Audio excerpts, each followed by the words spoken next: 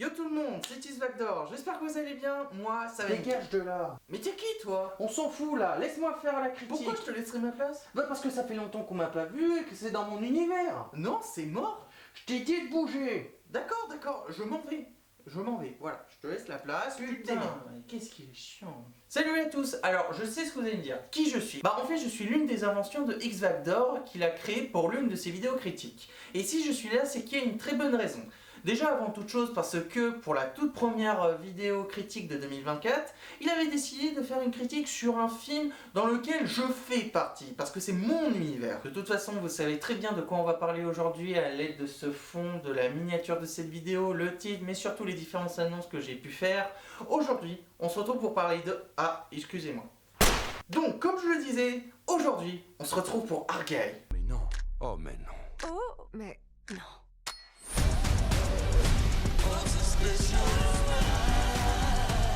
Argylle est un film de thriller et d'action sorti le 31 janvier 2024 et réalisé par Matthew Vaughn. Pour ceux qui ne le connaissent pas, il est connu pour avoir déjà réalisé l'une des meilleures trilogies de tous les temps, à savoir la trilogie Kingsman. D'ailleurs, pour ceux qui s'intéressent, je vous invite à aller voir la vidéo auquel Isvagdor a fait une critique, je viens justement de celle-là. Elle est dans la description si jamais ça vous intéresse. Mais hors de ça, il a fait aussi Kick-Ass 1 et X-Men, le commencement. Avant toute chose, je vais d'abord vous faire un résumé du film, puis après je vais vous donner mon avis dans l'ensemble. Allez, c'est parti. L'auteur solitaire Eli Koway écrit des romans d'espionnage à succès sur un agent secret nommé Argylle, qui a pour mission de démanteler un syndicat mondial d'espionnage. Cependant, lorsque les intrigues de ses livres commencent à refléter les actions secrètes d'une véritable organisation, la frontière entre fiction et réalité commence à s'estomper. Pour faire très vite, Matthew Vaughn, vous le connaissez surtout pour Kingsman.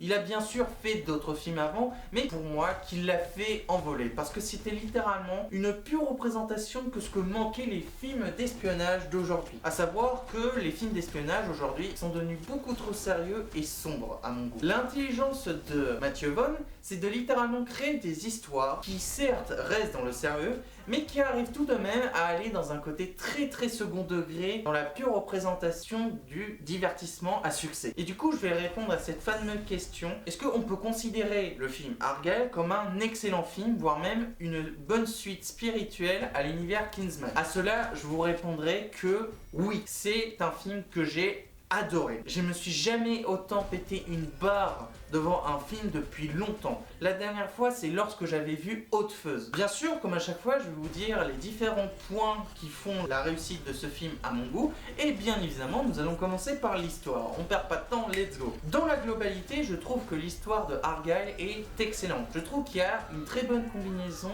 entre la fiction et la réalité. Il y a vraiment un parallèle entre ces deux dimensions-là et qui se combinent merveilleusement bien, dans lequel on suit une histoire totalement folle avec 40 000 retournements de situation. Et ce qui est ouf dans cette histoire, c'est qu'on ne peut jamais s'attendre à ce qui va arriver. Qui était le cas par exemple de nombreux films. Je peux vous citer par exemple une des critiques que j'ai fait, à savoir Scream 6. D'ailleurs, allez la voir, elle est dans la description si jamais ça vous intéresse. Parce que, à l'inverse de Scream, comme je vous l'ai dit, on ne peut jamais s'attendre à ce qui va arriver. Il y a vraiment la volonté de faire un film comme un roman avec un début et une excellente conclusion qui fait la joie des différents fans de Kingsman. Bien sûr, pour ceux qui ne sont pas fans de Kingsman, je trouve que le film est très bien pour ceux qui ne le regardent pas. Après, il est vrai que ça peut être difficile à comprendre pour ceux qui n'ont pas vu Kingsman, mais cela n'empêche en aucun cas qu'il passe un excellent moment. J'ai vu des gens qui n'avaient jamais vu les Kingsman qui ont passé un excellent moment durant le visionnage de ce film. Ce film est tellement intense qu'on ne se détache jamais de l'écran durant tout le long du visionnage. Étant donné que, comme je vous l'ai dit, l'histoire est très bien construite, notamment avec l'humour, parce qu'on retrouve l'humour que faisait le succès des Kingsman. Et justement, le dernier Kingsman qui est sorti, à savoir Kingsman The First Mission, il lui manquait une patte qui avait fait le succès des deux autres films, à savoir une petite touche d'humour. Et bah là, la touche d'humour what the fuck est déjantée. On la retrouve dans Argylle. Je trouve que c'est un enchaînement de défouloirs absolument incroyable. Après, sur l'aspect négatif de l'histoire, comme je vous l'ai dit, il y a beaucoup de recherches, ça se ressent, pour faire quand même une histoire qui se fout pas de nous, même si ça part totalement dans le what the fuck. Mais dans l'idée, il y a 2-3 idées qui m'ont dérangé dans l'histoire du film, que je ne dirai pas évidemment. Je vais juste vous citer l'élément en question, la manière dont les personnages survivent. Des fois, je trouve que ça part trop dans l'extrême. Bien sûr, je sais que c'est dans l'idée que c'est c'est pas réel et qu'on peut vraiment partir un peu plus dans le fantastique. Mais même en sachant ça, c'est compliqué d'y croire totalement. Mais hors de ça, j'ai tout de même passé un excellent moment devant ce film. Pour ce qu'il s'agit de la direction artistique, là je trouve qu'ils sont allés encore plus au-dessus que les Kingsman, c'est-à-dire qu'ils étaient là la barre, et là la barre d'Argyle, je trouve qu'elle est là quoi. Vraiment, la direction artistique amplifie la touche de pur second degré. Il y a vraiment un truc très caricatural avec les couleurs qui s'incorporent bien dans l'univers que Matthew Vaughn nous a créé. Je trouve vraiment que les effets sont bien. Après, bien sûr, on n'empêche pas qu'il y a certains effets spéciaux qui sont légèrement moyens. Il y a qu'à citer par exemple pour certaines scènes d'action. Je pourrais vous citer par exemple les scènes avec le chat. Alors je vous précise que le chat est excellent dans ce film. Mais ouais, quand on voit ça et qu'on voit la qualité de certains films d'aujourd'hui, tu te dis qu'ils auraient pu quand même améliorer la qualité pour ces points-là. Mais dans son ensemble, le film, pour ce qui s'agit du visuel, est amplement correct. La musique est signée Lorne Balfe. Pour ceux qui ne le connaissent pas, je vous l'avais déjà présenté dans de nombreuses critiques. Je vous l'avais déjà présenté dans Black Adam et Mission Impossible 7, qui sont tous les deux des critiques que je vous conseille d'aller voir. Elles sont dans la description. Mais hors de ça, il a fait les bandes-sons de Mission Impossible 6, Steve, Bête de combat, Tomorrow War, Black Widow, Pacific Rim 2, By Boss 3, Tetris, Gran Turismo, Megamind et Donjons et Dragons. Dans l'identité de ces musiques, on ressent surtout que c'est du grand divertissement. Parce qu'il y a deux types de musique au cinéma. Il y a celle qui habille et celle qui raconte, celle de Argyle est tout simplement une musique qui habille, constituée de musique dans le divertissement. La musique accompagne merveilleusement bien les scènes d'action, ce qui fait qu'amplifier l'intérêt que le spectateur peut avoir à l'égard de ce film, étant donné il est vraiment très dans le second degré. Là, quand je compare ce film à la trilogie Kingsman, je trouve qu'il est aussi déjanté que le 2. Il y a eu une grande composition musicale à travers ce film, ce qui permet de redresser le tir sur les défauts des effets spéciaux, étant donné que, comme je vous l'ai dit, c'était vraiment moyen. Et quand j'ai fait mes recherches, j'ai pu constater que c'était pas 100% abouti. Il y a certaines scènes que je trouvais qui étaient vraiment très moyens visuellement. Maintenant, je vais passer à une zone de spoil. Donc ceux qui veulent pas se faire spoil, je vous invite à aller vers ce timecode et on se retrouve juste après. Allez, à tout de suite. Dans cette zone de spoil, je vais surtout vous parler de la scène post-crédit du film. Parce que c'est vraiment une scène que je m'y attendais pas du tout. En fait, pour vous expliquer, cela nous présentait une scène dans le bar de Kingsman 20 ans auparavant des événements d'Argyle. Pour vraiment nous teaser un commencement qu'il va avoir avec l'univers Kingsman, mais surtout avec l'univers Argyle, étant donné qu'on nous annonçait notamment que ce film n'était qu'un tome 1. C'est-à-dire qu'avec cette annonce, on peut s'attendre à d'autres films Argyle, mais sans doute possiblement un nouveau Kingsman. Là vraiment pour moi cette annonce, ce qu'ils nous ont fait là, c'est vraiment une bombe qui viennent de lâcher, vous vous rendez pas compte hein. Maintenant que je vous ai balancé cette grosse surprise dans la zone de spoil, nous allons passer aux personnages. Dans l'idée, je trouve que les personnages principaux qu'on suit ont un côté très humain qui font qu'on s'attache beaucoup à eux. Les personnages principaux ont vraiment leur moment pour briller, même s'il y en a certains qui ne sont vraiment pas beaucoup là à l'écran. Pour ceux qui ont vu le film, vous voyez très bien de qui je vais parler, mais de toute façon je vais vous citer les différents acteurs juste après. Il y a vraiment un côté très humoristique qui dégage des deux personnages et qui a une alchimie qui fonctionne entre les deux. Le grand méchant que je trouve très bien, parce que je trouve qu'il colle à merveille avec l'univers que Matthew Vaughn nous crée avec ses films. Après, ce qu'il faut prendre en compte, c'est que avec ces films, on va pas retrouver un méchant vraiment marquant, profond. C'était déjà le cas pour les Kingsman, les méchants ils étaient marquants sur leur manière d'agir et sur leur personnalité, mais ils sont pas considérés pour moi comme des méchants de grands films dramatiques. Ils sont pour moi des méchants plus du grand divertissement. Ce serait plus à ce niveau-là que je les placerais. Et ce qui est le cas aussi du grand méchant de ce film. Maintenant, pour ce qui s'agit du casting. Alors, le casting de ce film est de 4 étoiles, littéralement. Parmi tous les acteurs que je vais vous citer, il y en a au moins un que vous connaissez. On va bien sûr commencer par Bray Dallas Howard, qui est connue surtout pour avoir joué dans la trilogie Jurassic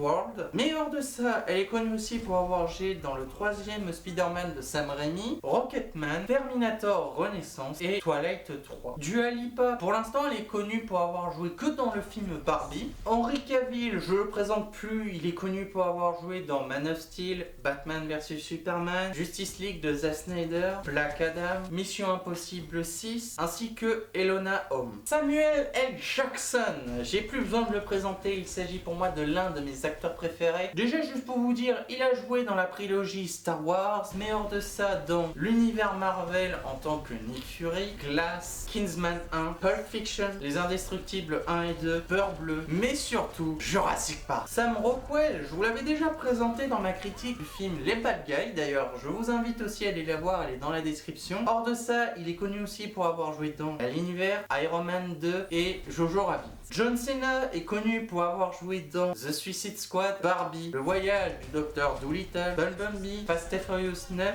et 10. Ariana DeBose est connue pour avoir joué dans le film Wish, ainsi que West Side Story, The Prom, ainsi que SSI. Sofia Boutella, désolé pour la prononciation, mais pour ceux qui ne la connaissent pas, elle est connue pour avoir joué dans le premier Kingsman. Hors de ça, elle a joué aussi dans La Momie, Atomic Blonde et Rebel Moon partie 1. Bryan Cranston, il est connu surtout pour avoir joué dans Breaking Bad, mais hors de ça, il est connu aussi pour avoir joué dans la série Malcolm, Godzilla 2014, Il faut sauver le soldat Ryan, Power Rangers, ainsi que El Camino. Catherine O'Hara, je vous l'ai déjà présenté dans ma critique de Maman j'ai raté l'avion. Je vous invite aussi à aller la voir, elle est dans la description, malgré que ce soit plus Noël. Elle a joué aussi dans Maman j'ai raté l'avion 2, L'étrange Noël de Monsieur Jack et Frankenweenie. Donc, pour conclure, qu'est-ce qu'on peut dire sur le film Argylle? Je trouve que déjà, pour 2024, c'est l'un des meilleurs films que j'ai pu voir. Et encore, on n'est que en début d'année. C'est vraiment un film que j'ai beaucoup apprécié dans son ensemble, sur sa direction artistique, sur son histoire, sur les bandes-sons musicaux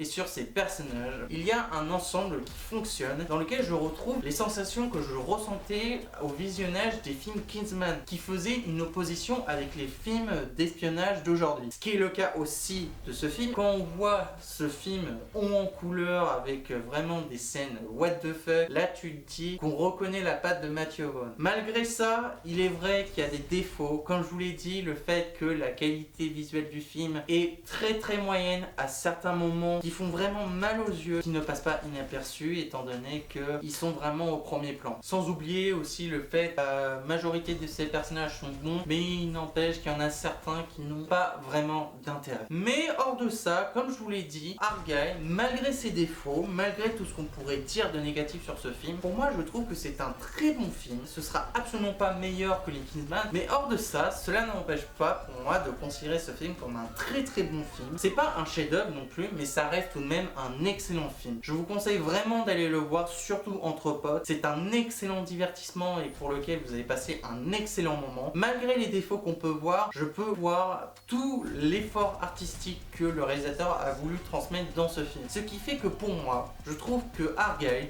mérite la note de 17 sur 20. Voilà les amis, c'est la fin de cette vidéo, j'espère que ça vous aura plu. N'hésitez pas à me dire dans les commentaires ce que vous avez pensé de cette vidéo, mais également donnez-moi des conseils de films ou de séries à faire en critique ou d'autres concepts de vidéos si vous voulez voir autre chose un jour sur cette chaîne, voire même d'autres jeux si vous voulez voir aussi d'autres let's play sur cette chaîne. Mais je vous invite surtout à vous abonner à ma chaîne, ce sera un énorme soutien pour moi de liker cette vidéo toutes les autres et de partager ma chaîne avec vos amis, avec votre famille ou avec qui vous voulez. On se retrouve très vite pour une prochaine vidéo critique, réaction ou jeux vidéo. Et sur ce, je vous dis à la prochaine et salut, bye.